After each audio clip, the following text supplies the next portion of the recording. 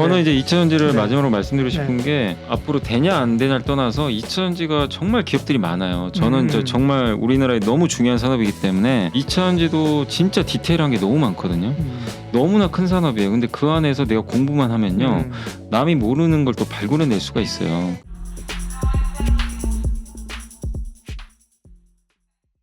이민수의 경제토크 이베스트 투자증권 염승환 이사님과 우리의 2차전지 얘기를 하겠습니다. 우리의 2차전지 누구는 가지고 있고 네. 누구는 가지고 있지 않은 여전히 가지고 있는 아직도 가지고 싶어하는 2차전지 정말 올해 대단한 대단했죠. 상황인데 네. 근데 결국 이제 우려했던 변동성이 나왔습니다. 네. 그래서 뭘 앞으로 봐야 될 것이며 어떻게 대응해야 될 것인가 중간 점검 좀 하겠습니다. 네.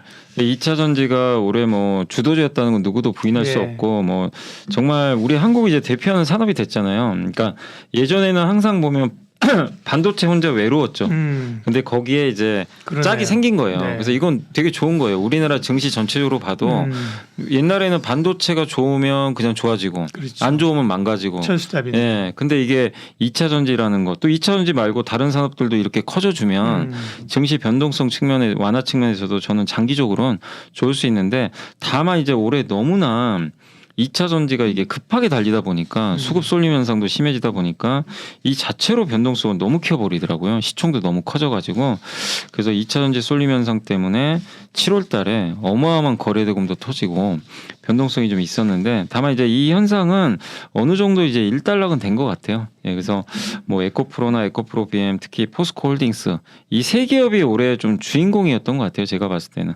근데 2차 전지가 이렇게 갈 수밖에 없었던 배경은 결국엔 이 전기차 시장이 성장하는데 그 미국 시장이 성장하는 거의 수혜를 우리 한국 기업들이 거의 다 받을 거다. 네, 이 논리잖아요, 사실은. 중국이 배제된 거죠. 예. 근데 만약에 중국이 미국에서 같이 경쟁했으면 이렇게 그렇죠. 오르기 못하죠. 어려워요. 못하죠. 예. 밸류에이션 올릴 수가 없기 네, 때문에 네. 근데 이제 그게 좀 컸는데 이제 이런 아이디어들이 반영되면서 올라갔지만 사실 이제 이거를 모르는 분들은 없잖아요. 어느 정도 또 네. 선반영이 좀 된 상태고 또 이렇게 쏠림 현상이 약간 좀 완화되는 이유 중에 하나도 아까 잠깐 말씀드리기도 했지만 결국 이 펀더멘탈이 받쳐줘야 되거든요. 어쨌든 기본적으로. 근데 제일 많이 올랐던 섹터가 양극재잖아요. 그렇죠. 근데 양극재 이번에 2분기 실적을 보면 좀 실망스러워요. 예. 좋지가 않아요. 사실 에코프로 BM도 기대에 미달했고 LNF는 너무 실망스러울 정도로 안 좋았어요. 그러니까. 예, 영업이익이 30억이면 그러게요. 아니 시총이 10조인데 예. 이게 너무 충격적인 실적이죠. 근데 그만큼 지금 숫자들이 딜을 못 받쳐주고 있거든요. 네. 근데 주가만 오른 거예요. 어떻게 보면. 그러다 보니까 이런 이 실적과 주가의 괴리가 생겨버린 거죠. 근데 여기서 이게 2분기 일시적이고 3분기 좋아지면 또 주가가 올라갈 수도 있는데 근데 양극재는 3분기도 안 좋다고. 예. 오히려 3분기는 더 안 좋을 거라는 얘기가 많아요. 4분기에 개선된다고 하더라고요. 근데 이제 지금 당장이 눈앞에 있는 3분기가 안 좋아지다 보니까 그렇죠. 그런 걸 이제 이격 조정이라 그러죠.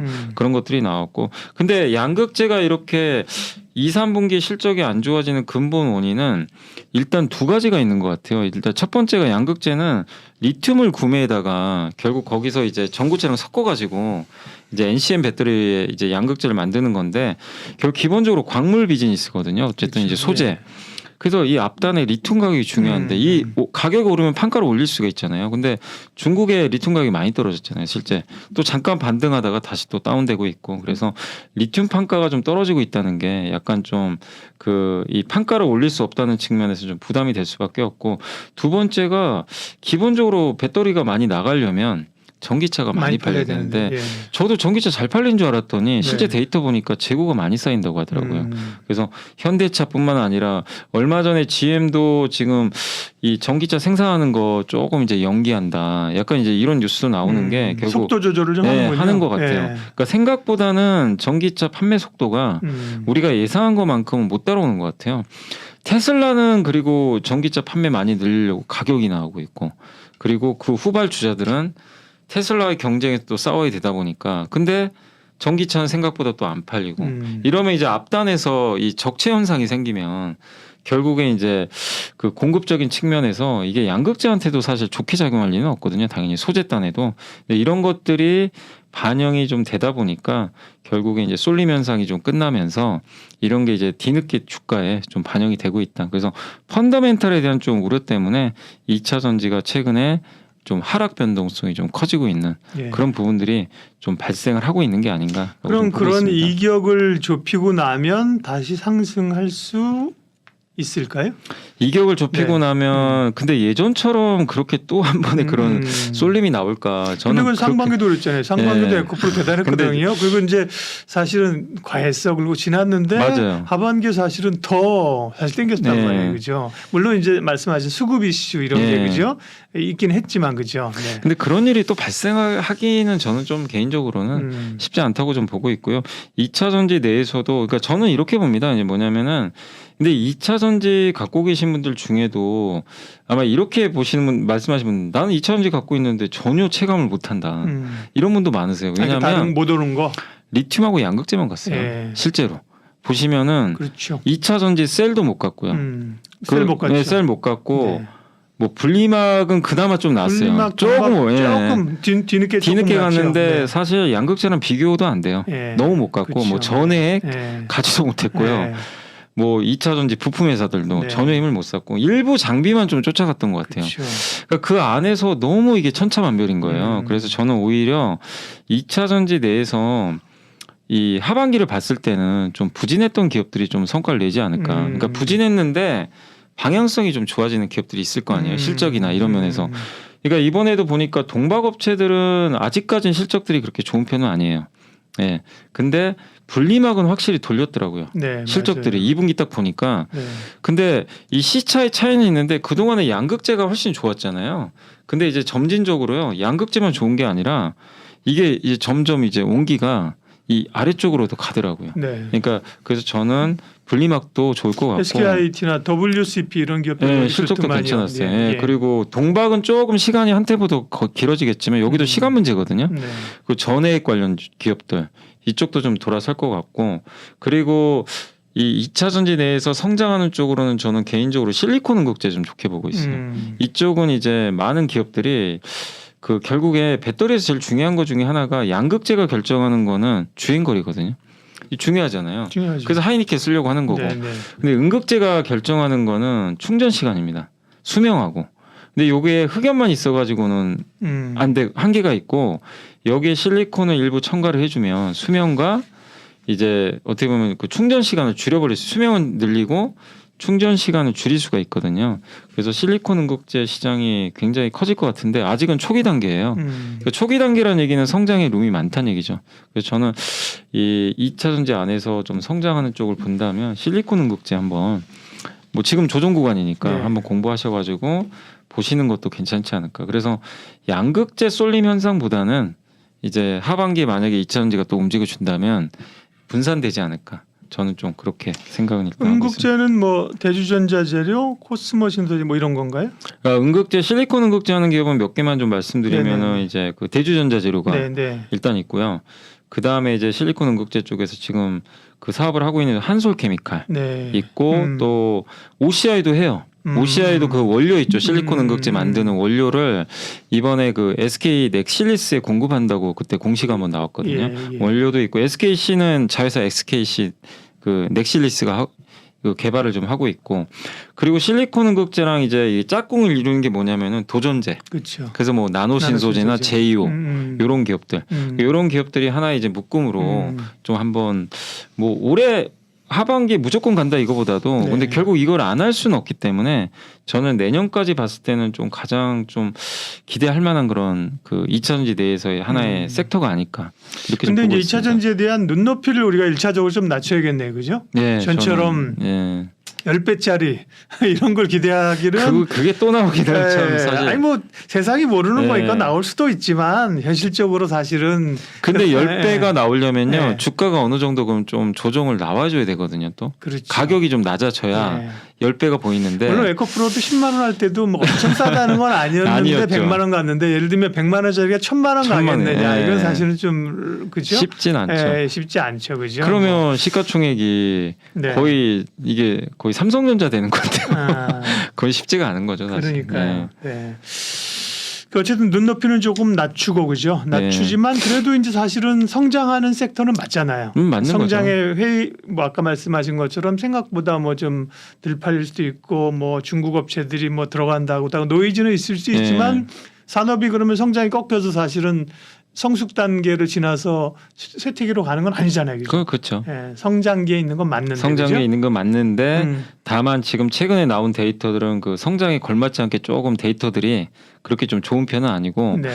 그리고 밸류에이션 계산을 해봐도 지금 일부 증권사 이렇게 보고서를 보면 2030년까지 당겨왔다라는 내용도 있어요. 네. 그러니까 너무 이제 멀리 있는 것까지 좀 당겨오다 보니까 밸류에이션 좀 부담은 생겼다.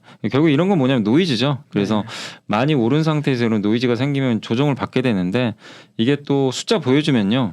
다시 또 주가는 회복될 수 그렇죠. 있으니까 네. 결국엔 이거는 기업별로 펀더멘털로 다시 또 증명해내는 게 가장 좀 중요할 것 같습니다. 네. 예.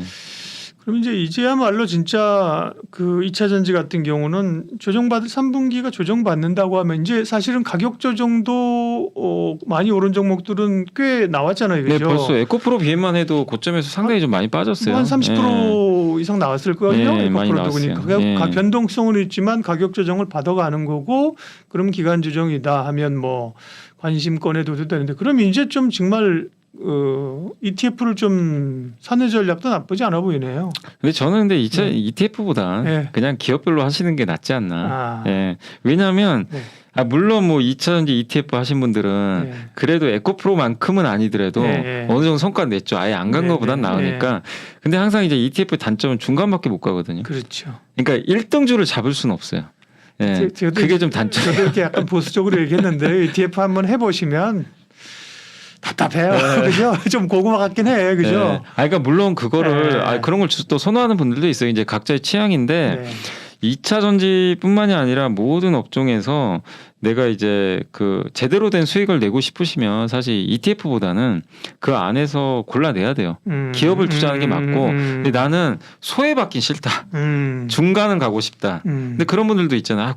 내가 기업 공부하기 좀 어렵고 산업은 좋은데 그런 분들한테 오히려 좋을 수는 있어요. 그래서 그건 선택의 문제인 것 같아요. 아니 그러니까 네. ETF도 예를 들면 셀도 넣고 뭐 소재도 넣고 네. 음극재도 넣고 이러다 보니까 재미없다 그러니까 ETF라고 나오는 게 몇 종목에 몰빵하는 네. ETF. 사실 ETF의 개념은 그건 아니거든요. 아니거든요. 네. 마치 우리는 ETF라는 게 인덱스를 사고 산업을 사고 지수의 방향성을 사는 건데 ETF를 우리는 그냥 단타하잖아요. 네. 네? 2배짜리 ETF 이런 거 가지고 네. 인버스 가지고 그러니까 ETF 개념에 안 맞는 거예요. 그죠?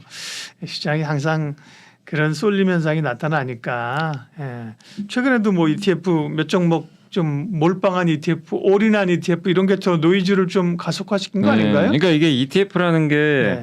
주가 우리 옛날에 메타버스 아마 기억하실 거예요. 그때 네. ETF 이제 한참 이제 메타버스 좋을 때 메타버스 ETF가 몇 개 생겼거든요. 네. 그러니까 주가 더 올라가 버렸죠. 그렇죠. 오를 때는 좋은데 빠질 맞아요. 때는 반대로 가요. 네. 그러니까 이제 ETF의 이게 역효과나 이제 정효과가 항상 존재합니다. 그러니까 그때 메타버스 ETF에 보면 네이버, 하이브 이런 것도 다 들어가 있었어요. 맞아요. 그죠? 같이 막 오르는 같이 거죠. 막 오르면서. 네. 그러니까 어쨌든 ETF가 순기능도 있지만 이게 빠질 땐 또 역으로 부메랑이 되는 것 같아서 네. 그런 점은 좀 주의할 필요는 있는 것 같습니다. 네. 2차 전지 얘기를 했는데요. 네, 뭐 어떻게 보면 그래 조정받고 이제 세게 갈 종목을 말해달라고요. 이런 분들에게는 조금 실망스러울 수 있지만 이제 상식적인 입장에서의 2차 전지를 바라보는 시각. 그러니까 저는 네. 이제 2차 전지를 네. 마지막으로 말씀드리고 싶은 게 뭐 앞으로 되냐 안 되냐를 떠나서 2차 전지가 정말 기업들이 많아요. 저는 정말 우리나라에 너무 중요한 산업이기 때문에 반도체도 중요하고 2차 전지도 둘 다 중요합니다. 근데 2차 전지 공부를 꼭 하셨으면 좋겠어요. 안 하시고 그냥 안 하시고 투자하는 분들도 분명히 계실 거예요. 그냥 이제 분위기 편승해서 근데 그러지 마시고 2차 전지도 진짜 디테일한 게 너무 많거든요. 이게 2차 전지에서 끝나는 게 아니라 폐배터리 산업까지도 연결이 되고 그렇죠. 너무나 큰 산업이에요. 근데 그 안에서 내가 공부만 하면요. 남이 모르는 걸 또 발굴해낼 수가 있어요. 그다음에 웬만한 관련된 기업들이 다 하잖아요. 네, 그죠? 다 뭐 전구체도 하니까. 장비업체도 옛날에 반도체 맞아요, 뭐 많아요. 디스플레이 하던 업체들이 이쪽으로 하고 네. 소재도 하고 그렇죠. 찾아보시면 디스플레이 회사 중에 네. 물류 장비나 이런 거 해가지고 앞으로 또 좋아질 기업들도 공부하시면 좀 찾아보실 수 있을 거예요. 네. 근데 그런 거를 하면 또 재미도 있어요. 그래서 너무 2차 전지 하나의 그냥 산업으로 이제 보시되 그 안에서 기업별로 한번 좀 제대로 한번 공부하시면 분명히 저는 또 좋은 기회가 올 수 있다. 그래서 그걸 좀 한번 네. 말씀을 드리고 싶습니다. 뜨거운 2차 전지 변동성을 보이고 있는 2차 전지 어떻게 대응해야 될 것인가 염승환 이사님께서 정리를 해 주셨습니다. 고맙습니다. 네.